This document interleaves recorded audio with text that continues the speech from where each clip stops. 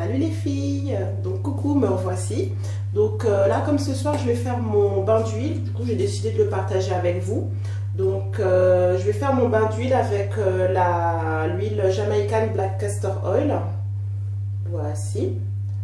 Donc Jamaican Black Castor Oil, en fait ça correspond pour les filles qui viennent des Antilles à l'huile carapate. En fait c'est juste le nom qui change. Mais en fait c'est de l'huile carapate. Donc la différence en fait entre l'huile carapate et l'huile de ricin, c'est que l'huile de carapate, d'après ce que j'ai compris, est en fait torréfiée, si c'est le bon terme, torréfiée à chaud, si j'ai bien compris, d'après tout ce que j'ai lu sur internet, alors que l'huile de ricin c'est fait en fait à froid. Mais sinon ça vient vraiment du même fruit, je sais pas si c'est un fruit, enfin bon, ça vient du même truc. Voilà, donc voilà, pour ce faire en fait, l'huile je l'ai mis dans un récipient comme ça, pour que ce soit plus facile à l'application. Donc voilà, cette huile là, je l'ai mis dedans. Alors je vais commencer. Donc ça, le bain d'huile, c'est un pré-pou que je fais généralement pratiquement toutes les semaines, enfin ça dépend. J'aime bien parce que je trouve que ça nourrit très bien les cheveux, donc j'aime bien faire ça. Et en plus c'est quelque chose que le bain d'huile, je me souviens qu'enfant ma mère me faisait souvent ça. C'est juste qu'elle m'expliquait pas trop pourquoi, donc je savais que voilà, je faisais ça à peu près assez régulièrement enfant. Mais on faisait ça, mais elle m'expliquait pas forcément pourquoi. Donc voilà. Donc pourquoi je l'ai mis dedans? Parce que vous verrez, c'est beaucoup plus facile d'application, tout simplement. Vous voyez, ça coule pas partout. Donc c'est quand même beaucoup plus facile. J'espère que j'en ai mis assez. Sinon c'est pas grave, j'en remettrai d'autres. C'est pas grave. Donc voilà. Du coup là ça coule bien, c'est bien. Voilà.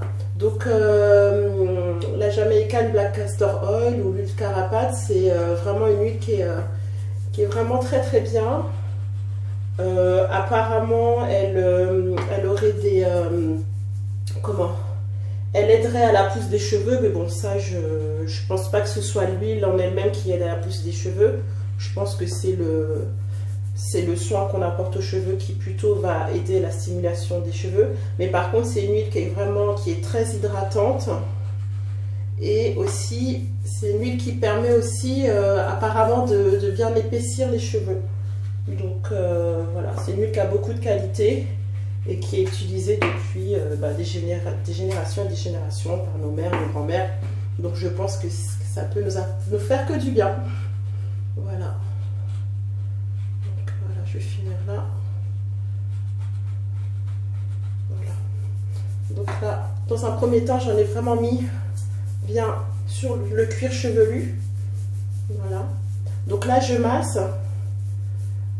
Voilà, je pense que plus que l'huile, c'est plutôt le massage que l'on apporte aux cheveux qui là aide vraiment à la pousse. C'est vraiment important. Généralement, c'est bien vraiment de faire un massage comme ça, cuir chevelu, peut-être 2-3 fois par semaine. C'est intéressant. Je sais que j'ai vu sur internet que certaines filles appliquent l'huile 2 à 3 fois par semaine et font ce massage comme ça. Pour celles qui utiliseront, vous verrez que l'huile a une odeur quand même assez forte, donc c'est quelque chose que moi je ne ferai pas. Mais par contre, voilà, l'appliquer comme ça en bain d'huile, ça me dérange pas. Parce que là, voilà, je me suis démaquillée avant, là je vais prendre ma douche, je vais aller me coucher, donc c'est pas grave. Mais la laisser comme ça sur mes cheveux la semaine, je pense pas que je pourrais parce que l'odeur me déplaît. C'est une odeur qui est quand même assez forte et non, je me vois pas garder ça comme ça toute la semaine, c'est pas possible. En plus c'est quand même une huile qui est quand même assez lourde, donc non, je me vois pas faire ça toutes les semaines. Donc comme je l'avais dit dans mes vidéos précédentes, moi j'ai quand même une forte casse. Du coup, c'est pour ça que là, je suis encore plus assidue dans ma routine. Je porte encore plus d'attention parce que justement, pour pouvoir réduire cette casse. Donc là, moi, ce qui me pousse justement à faire tout ça, c'est vraiment pour pouvoir les rendre plus forts. Là aujourd'hui ce que je veux c'est ça, c'est vraiment leur donner de la force. Après je pense qu'une fois qu'ils sont bien, qu'ils sont sains, bien hydratés, là les cheveux commencent à pousser. Je pense que c'est comme ça. Donc là c'est vraiment ce que je veux aujourd'hui. Bien plus que la pousse. Je sais qu'il y a des filles qui font ça vraiment pour la pousse. Moi, voilà, mon but premier aujourd'hui, c'est vraiment qu'ils soient forts et qu'ils arrêtent de casser comme ça. Voilà. Donc voilà, donc j'ai commencé avec l'applicateur et puis ensuite, voilà, je prends dans la bouteille et puis je mets comme ça sur les mains pour pouvoir en appliquer sur les longueurs et les pointes. C'est beaucoup plus facile. Et vous voyez, là, je travaille mon cheveu sans serviette, ça coule pas, c'est parfait. En plus, c'est une huile qui est quand même assez épaisse, du coup, ça coule pas comme comme l'huile d'olive ou ces huiles-là qui sont beaucoup plus fines et qui elles, voilà, ont tendance à couler un peu partout. Voilà. Donc là, j'en ai mis vraiment partout. Vous voyez, pendant que je suis là en train de parler avec vous, je vais en remettre encore un tout petit peu sur les pointes parce que je sens qu'ils en ont besoin. Et ce sera fini pour cette partie-ci. Vous voyez, c'est assez rapide. C'est très rapide. C'est vraiment quelque chose que l'on fait vraiment très rapidement. Voilà.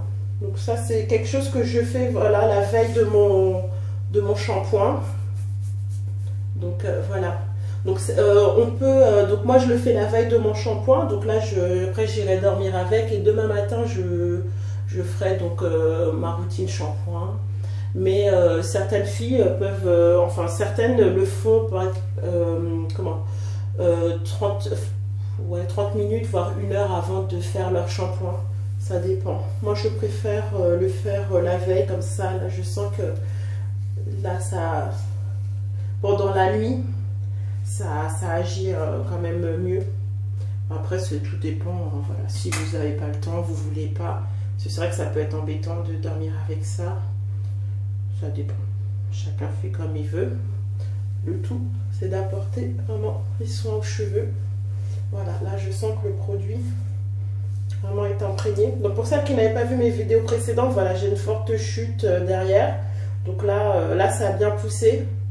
C'était vraiment très comme rasé en fait, il n'y avait plus rien, donc là ça pousse, donc je suis contente. Donc même avec la forte casse que j'ai, ça pousse quand même, donc c'est bien.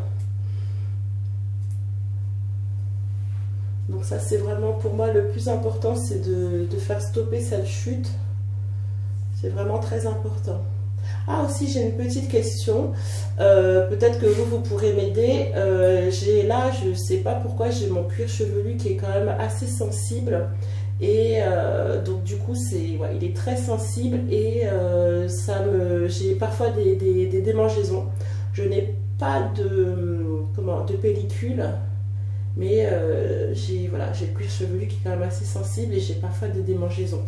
Donc je ne sais pas si certaines d'entre vous ont des petites astuces qui pourraient m'aider justement, m'aider à ce niveau-là, je suis preneuse. Donc moi j'ai de la chance, c'est que mes cheveux ne s'en mêlent pas. Vous voyez, voilà, j'ai de la chance à ce niveau-là, heureusement, parce que là, avec le souci que j'ai là, mon cuir chevelu super sensible, etc. Si en plus j'avais des cheveux qui s'en mêlent beaucoup, alors là je sais pas comment j'aurais fait.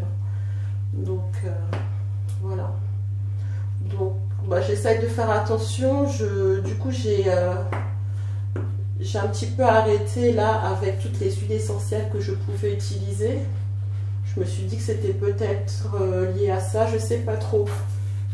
Je sais pas trop ce que je pourrais faire justement pour que ça arrête. Alors je sais pas si ça a aussi un lien, peut-être que c'est un lien aussi avec la forte chute de cheveux que j'ai en ce moment. Je sais pas. Donc si certains d'entre vous peuvent m'apporter un petit peu de conseils, je suis preneuse. N'hésitez pas à me laisser des commentaires pour que je puisse voir un petit peu ce que je peux faire.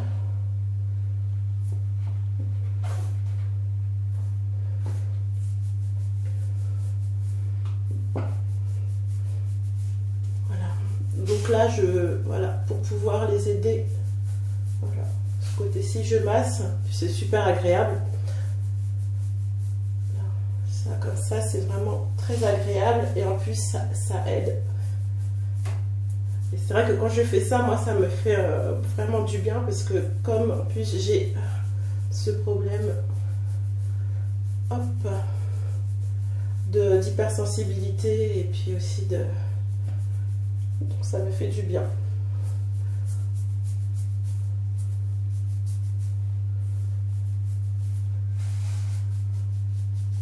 Ça me fait vraiment du bien de les masser comme ça. Le cuir chevelu, ça fait vraiment du bien. Le mieux, ce serait d'avoir quelqu'un qui le fait pour moi. Mais bon. Voilà, si on fait nos soins nous-mêmes, c'est qu'on ne veut pas forcément. Bon, enfin, moi, j'ai arrêté avec les coiffeurs, là. Peut-être que je recommencerai, mais là, pour le moment, je préfère faire mes soins moi-même. Avant, j'allais beaucoup chez le coiffeur. J'y allais toutes les 2 semaines.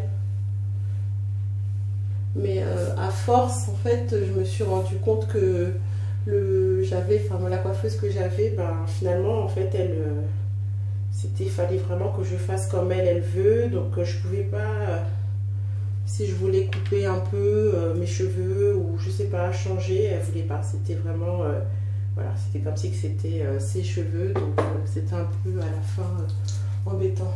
Donc, je préfère arrêter d'y aller. Et finalement, tout ce que j'ai appris là en regardant justement les tutos de toutes les filles et vraiment sur YouTube, ben, elle n'a pas pu, m'apporter ces conseils-là.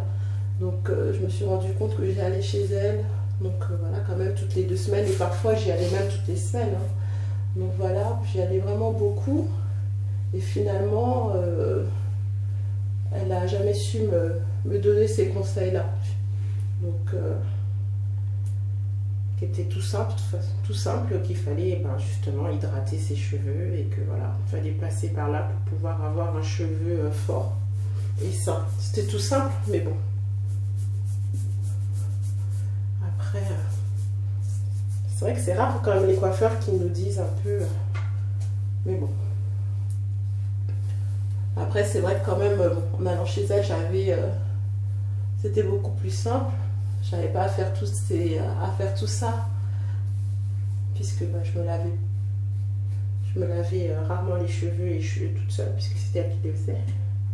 Mais bon, voilà.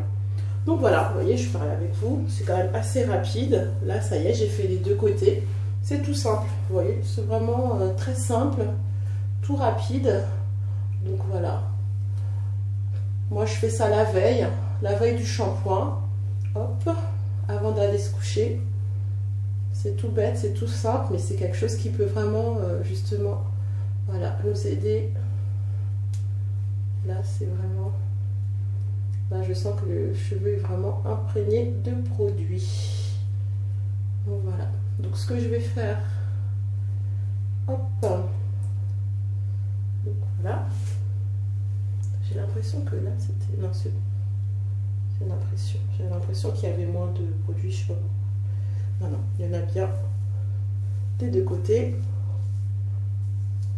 Souvent, j'ai tendance à oublier cette petite zone-là. Là. Je vais en mettre là. Les petits cheveux qui sont là. On va les oublier. Voilà, il y en a plein derrière. Voilà. Donc là, hop, le petit bonnet en plastique. Comme vous pouvez le voir, ça y est, je suis partie. J'ai acheté un autre bonnet, parce que pour ça, pour mes vidéos précédentes, j'avais un vieux bonnet rose qui avait rétréci. Donc voilà, donc je mets mon bonnet en plastique et par-dessus, je mets ça. Donc ça, c'est quoi? C'est les collants. Donc j'ai coupé les jambes et que j'ai fait un nœud, tout simplement. Ça, c'est encore les astuces de grand-mère. Je me souviens que petite, ma mère, justement, me faisait ça. Et je me souviens que j'allais me coucher en mettant ça sur ma tête. Comme ça me permettait de garder ma coiffure intacte.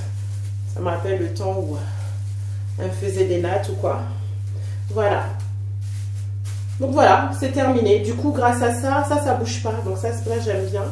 Ça bouge pas. Donc le bonnet en plastique, plus ça va permettre justement grâce à la chaleur de mon corps, de bien imprégner le produit dans mon cheveu. Ça va bien transpirer et du coup ça va bien imprégner le cheveu. Voilà. Donc cette bouteille de Jamaican Black Castor Oil, donc comme j'habite à Paris, je l'ai achetée à la rue Poissonnière dans le 2e, dans une boutique qui s'appelle Colorful Black.